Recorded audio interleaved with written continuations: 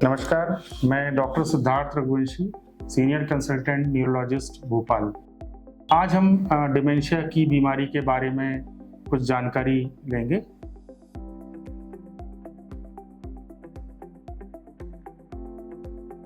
Dementia एक neurodegenerative disorder है जिसमें कि ब्रेन के कॉग्निटिव फंक्शंस धीरे धीरे कमज़ोर होने लगते हैं। डिमेंशिया की जो बीमारी है उसके कुछ प्रमुख लक्षण हैं, जैसे कि याददाश्त में कमी, पेशेंट को भूलने की प्रॉब्लम होने लगती है डे टू डे एक्टिविटीज़ में, जैसे कि कहीं कुछ अपना सामान रख के भूल जाना, किसी का नाम भूल जाना, चेहरे याद नहीं रहना, आसपास के रास्ते भूल जाना।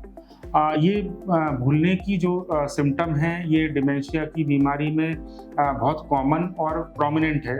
बट इसी के साथ में ही डिमेंशिया में और भी सिम्टम्स या कहें हम कि ब्रेन के दूसरे पार्ट्स के फंक्शंस भी कमज़ोर होते हैं, जैसे कि लैंग्वेज प्रॉब्लम्स, बोलने में, बात करने में, चीज़ों को समझने में कठिनाई होना, मरीजों के व्यवहार में अंतर आ जाना। सिमिलरली एग्जीक्यूटिव फंक्शंस मींस तर्क करने की जो क्षमता होती है हमारे ब्रेन की, उसमें कमी आने लगती है, जैसे कि क्या सही है क्या गलत है। और जब इस तरह के सिम्टम कॉम्प्लेक्स हम किसी पेशेंट में देखते हैं तो हम उसे कलेक्टिवली एक डिमेंशिया का नाम देते हैं। जी हाँ, लेकिन उसमें ये ज़रूरी है कि ये सिम्टम्स कई महीनों तक निरंतर बढ़ते हुए क्रम में हों व ये मरीज के दैनिक जीवन, डे टू डे एक्टिविटीज़ को में प्रॉब्लम क्रिएट करने लगे।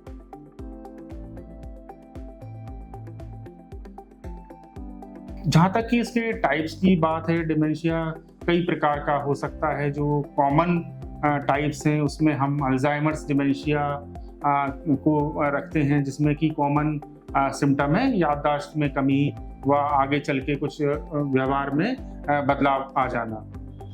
उसी प्रकार हमारे जैसे कंट्रीज़ में जो दूसरा डिमेंशिया का टाइप है वो है वास्कुलर डिमेंशिया, जिसमें कि पेशेंट के ब्रेन में निरंतर छोटे छोटे या बड़े स्ट्रोक्स या हम जिनको कि थक्का कहते हैं वो होने के कारण पेशेंट को डिमेंशिया या भूलने की शिकायत डेवलप हो जाती है। इसी प्रकार और भी कई तरह के टाइप्स हैं, जैसे कि फ्रंटोटेम्पोरल डिमेंशिया, जिसमें कि मरीज को प्रारंभिक तौर पे व्यवहार में बदलाव, व्यवहार में कमी के लक्षण हमें ज़्यादा दिखाई देते हैं। उसी तरह कुछ और टाइप्स हैं, जैसे dementia with Lewy bodies, Parkinson's disease dementia. Dementia में एक बहुत ही महत्वपूर्ण बात है जो याद रखने वाली, ये है कि डिमेंशिया के कुछ टाइप्स रिवर्सिबल भी होते हैं, जिसमें कि हम यदि उसका प्रॉपर अर्लीस्ट डायग्नोसिस कर लें तो हम डिमेंशिया को पूरी तरह रोक सकते हैं। तो जिनको कि हम ट्रीटेबल या रिवर्सिबल डिमेंशियाज कहते हैं, उसमें कॉमनली आता है विटामिन B12 की कमी, कुछ हार्मोनल डिसऑर्डर्स, प्लस कुछ कंडीशंस हैं जैसे कि नॉर्मल प्रेशर हाइड्रोकेफेलस, जिनको कि प्रॉपर ट्रीटमेंट के साथ हम पूरी तरह डिमेंशिया को रिवर्स कर सकते हैं। जहाँ तक कि डिमेंशिया के रिस्क फैक्टर्स की बात है, जैसा कि हम जानते हैं कि डिमेंशिया एक न्यूरोडिजेनरेटिव और निरंतर समय के साथ बढ़ने वाली समस्या है। हाँ, इसके लेकिन कुछ रिस्क फैक्टर्स होते हैं जिनको कि हम यदि कंट्रोल करें तो काफ़ी कुछ हम डिमेंशिया के डेवलप होने को, बीमारी को बनने को भी हम रोक सकते हैं।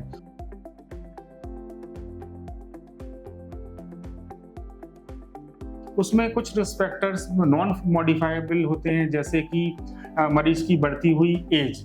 तो बढ़ती हुई एज, उसके साथ में पेशेंट को यदि ब्लड प्रेशर, डायबिटीज़, कोई हार्ट की प्रॉब्लम है, तो पेशेंट को यदि हम इन रिस्क फैक्टर्स को कंट्रोल करते हैं तो हम डिमेंशिया की बीमारी पे बहुत कुछ कंट्रोल कर सकते हैं।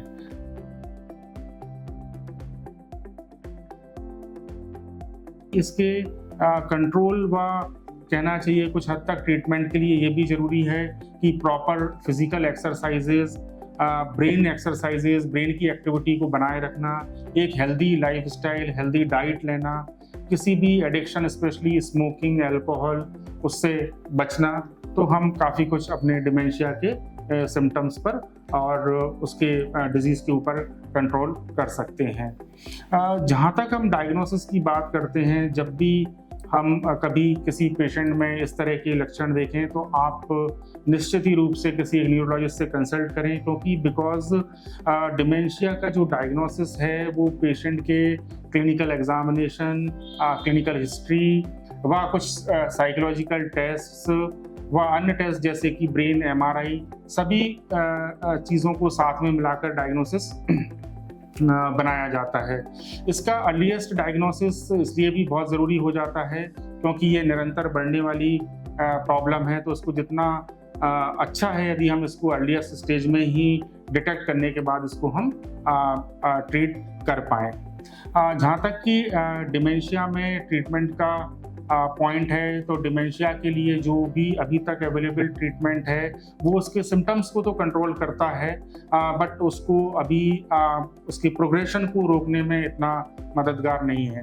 लेकिन डिमेंशिया के ट्रीटमेंट में दवाओं और टैबलेट के साथ ही जो डिमेंशिया के फैमिली मेम्बर्स हैं, केयर टेकर्स हैं, उनका ट्रेंड होना, उनको इस प्रॉब्लम से कैसे अपने पेशेंट से उनको एडजस्ट करना हो, क्योंकि मरीज को कई बार बहुत सारे भावनात्मक बदलाव आते हैं, बहुत सारे व्यवहार में कमी होती है, पेशेंट को समझ नहीं आता है कि ये मेरे फैमिली मेम्बर हैं या मैं अपने ही घर में हूँ।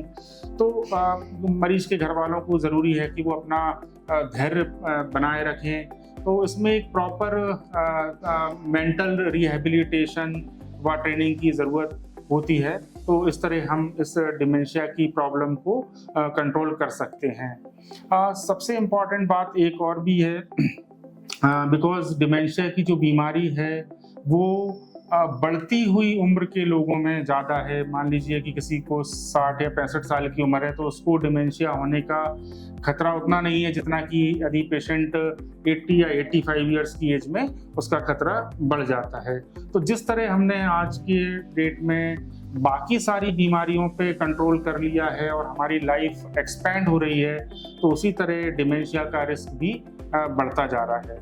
बट होता क्या है कि अधिकतर केसेस में भूलने की समस्या को, जो कि डिमेंशिया का एक प्रारंभिक लक्षण है, घर वाले उसे एक बढ़ती हुई उम्र का पार्ट मान लेते हैं, जो कि ठीक नहीं है। जी हाँ, बढ़ती हुई उम्र में इसका खतरा ज़्यादा है, बट ये सिर्फ एक उम्र का पार्ट नहीं है। इस तरह के लक्षणों को हमें proper neurological examination, diagnosis, relevant investigations व ट्रीटमेंट की ज़रूरत होती है। धन्यवाद।